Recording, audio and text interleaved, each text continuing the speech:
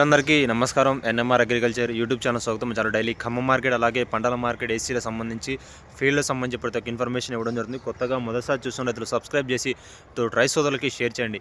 So ప్రధానంగా ఈ యొక్క వీడియోలో ప్రధానంగా మనం ప్రతిరోజు ఖమ్మం మార్కెట్ అలాగే ఏసీలకు సంబంధించి ఏసీల టైంలో సీజన్ అన్ సీజన్లో ఏసీల దగ్గర వచ్చాయి కానీ మదర్ దగ్గర ఏసీలో ఉన్నటువంటి నందిగాం దగ్గర ఉన్న ఏసీలో ప్రతి ఒక్కరు కూడా సేల్స్ ఏ విధంగా ప్రతి ఒక్కరు ఇవ్వడం, అలాగే పంటలకు సంబంధించిన ఫీల్డ్కి సంబంధించి తిరగడం, రైతులు అనేక రకాలుగా అలాగే వ్యాపారవేత్తలు అందరినీ కనుక్కొని ఇన్ఫర్మేషన్ ప్రతి ఒక్కరు కూడా గ్యాదర్ చేస్తూ ఇవ్వడం జరుగుతుంది.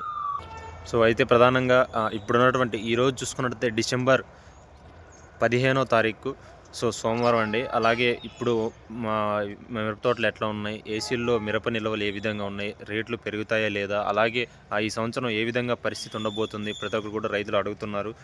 ఉన్నటువంటి సమాచారం ప్రతి ఒక్కరు కూడా నాకున్నటువంటి ప్రతి ఒక్కరు కూడా తెలుసుకొని మీకు చెప్పడం జరుగుతుంది.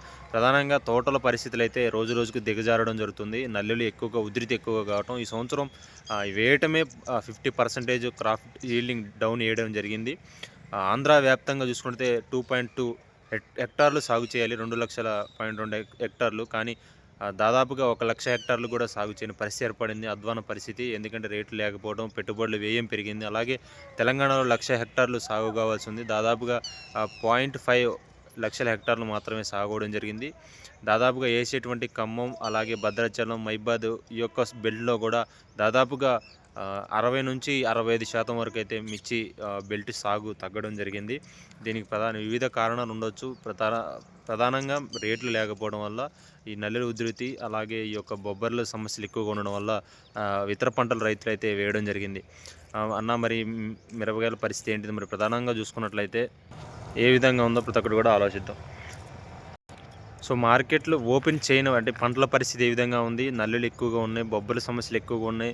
రైతులందరూ కూడా రైతులందరూ కూడా ఇప్పుడు ఇంకా విపరీతంగా కొట్టాలన్నా కానీ రేట్లు లేకపోవడం వల్ల వెనక్కి తగ్గుతున్న పరిస్థితి అయితే ఏర్పడింది. ఎకరానికి వచ్చేసి ఏదైనా కానీ 10 నుంచి 15 క్వింటాలు ఈల్డింగ్ వచ్చేసరికి, అంటే కొన్ని మంది 5 క్వింటాల లోపల, కొన్ని మంది 10, అంటే యావరేజ్గా అయితే రైతులు పెద్దగా బాగా పండించే వాళ్ళకి 15 క్వింటాల లోపల వచ్చే అవకాశం అయితే నాకున్నటువంటి సమాచారం, నాకున్నటువంటి అంచనా ప్రకారం అయితే చెప్పడం జరుగుతుంది. మరి ఏసీల్లో జూన్ వరకు చూసుకున్నట్లయితే దాదాపుగా 1,80,00,000 టిక్కీలు ఏసీలో నిల్వ ఉండడం జరిగింది. దాదాపుగా ఇప్పుడు వచ్చేసి 90 లక్షల టిక్కీలు సేల్స్ అవ్వడం జరిగింది. ఇంకా దాదాపుగా 80 లక్షల వరకు అయితే ఏసీలో నిల్వ ఉండడం జరిగింది. ఈ ప్రధానంగా ఎక్స్పోర్ట్లు లేకపోవడం, అలాగే రైతులు తక్కువ ధరలకి అమ్ముకోకపోవడం, అలాగే చాలా రకాల వివిధ కారణాల వల్ల ఏసీలో నిల్వ ఉండడం, వ్యాపారస్తులు కూడా వాళ్ళు పెట్టినటువంటి రేట్లు అధికంగానే ఉండడం వల్ల పెరగని పరిస్థితి ఉంది. కాబట్టి రైతులు, వ్యాపారస్తులు అమ్ముకున్న దాదాపుగా కొంచెం సీడ్ రకాలు, అలాగే నాటు రకాలు, బ్యాడిగి రకాలు కొంచెం మూమెంట్ వచ్చినప్పుడు కొంచెం లాగేశారు. ఇంకా కొన్ని ఉన్నవైతే ఏసీలో నిల్వ ఉండడం జరిగింది. మరి పరిస్థితి ఏ విధంగా ఉండబోతుంది, అలాగే రైతులు, వ్యాపారస్తుల ఆలోచనలు ఏ విధంగా ఉన్నాయి, మిరప రేట్లు పెరుగుతాయా లేదా అనేది కూడా ఒకసారి ఆలోచిద్దాం. ప్రధానంగా చూసుకున్నట్లయితే దిగుబడులు అయితే తక్కువ వచ్చే అవకాశం అయితే ఉంది. మనకి మార్చి నుంచి మెక్సికో కానీ, అలాగే కెనడా దేశాలకి, చైనాకి, అలాగే భూటాను, బంగ్లాదేశ్కి, చైనాకి ప్రతిసారి ఎక్స్పోర్ట్ వెళ్తూ ఉంటుంది ప్రతి నెల, కానీ తక్కువ ఆర్డర్లతో ఉండడం జరిగింది. మార్చి తర్వాత అయితే కొత్తగా వచ్చే అవకాశం ఉంది. కాబట్టి కొంచెం మంచి మార్కెట్ కూడా మంచిగా ఉండే అవకాశం అయితే కనబడడం జరుగుతుంది. సో చైనాకు కూడా 130, 140కే ఎక్కువగా ఆర్డర్లు అడగడం వల్ల, ఎందుకంటే ఎక్కడా లేనప్పుడు ఖచ్చితంగా కొనాల్సిన అవకాశం వస్తుంది. కాబట్టి తప్పకుండా మన మిర్చికి, ఆంధ్ర, తెలంగాణ, కర్ణాటక మిర్చికి మంచి డిమాండ్ వచ్చే అవకాశం. ఎందుకంటే ఇప్పుడు ఉన్నటువంటి డిమాండ్లు చేయడం మహారాష్ట్ర, మధ్యప్రదేశ్ కానీ, గుజరాత్ పంటలు కానీ ఇవి ఆలోచించి అక్కడక్కడ కొనుగోలు చేయడం జరుగుతుంది. కాబట్టి ఫర్దర్గా వచ్చేసి మన దగ్గరికి వచ్చే అవకాశం, ఎందుకంటే ఎక్కడ పంట లేనప్పుడు డిమాండ్ లేని, ఇప్పుడు ఏదైనా కానీ వస్తువు ఎవరి దగ్గర లేనప్పుడు ఒకరి దగ్గర ఉన్నట్టు డిమాండ్, సప్లై ఉంటుంది. కాబట్టి ఆ విధంగా అయితే ఉండే అవకాశం అయితే ఉంది.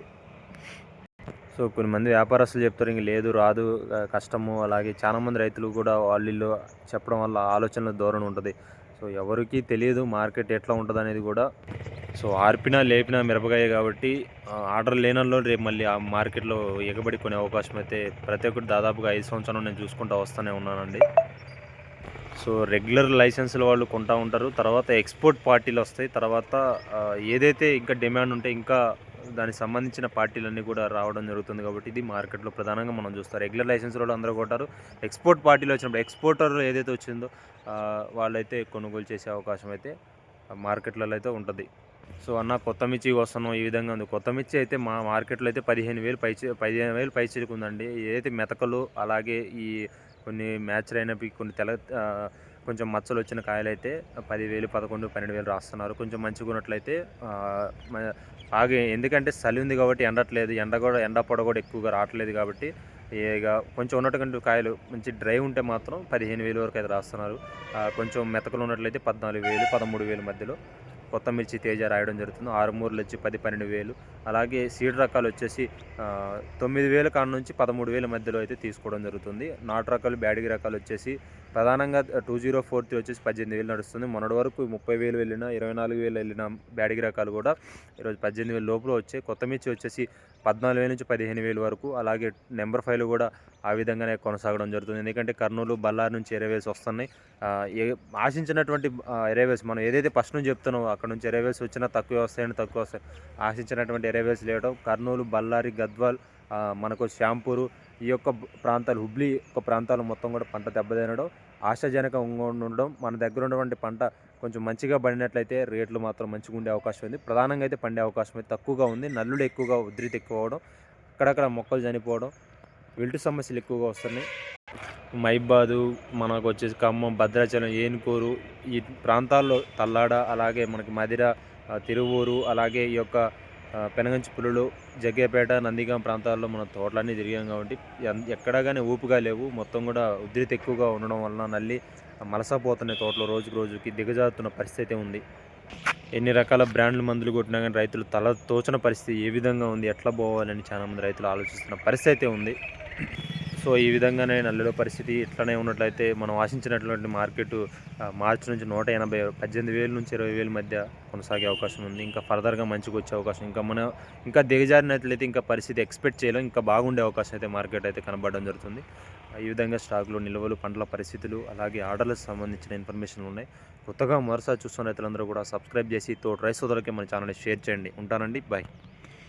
ఇది మదిర మార్కెట్, మొత్తం కూడా వడ్లు ఆరబోసారు. ఈ ఖరీఫ్ వడ్లు అండి.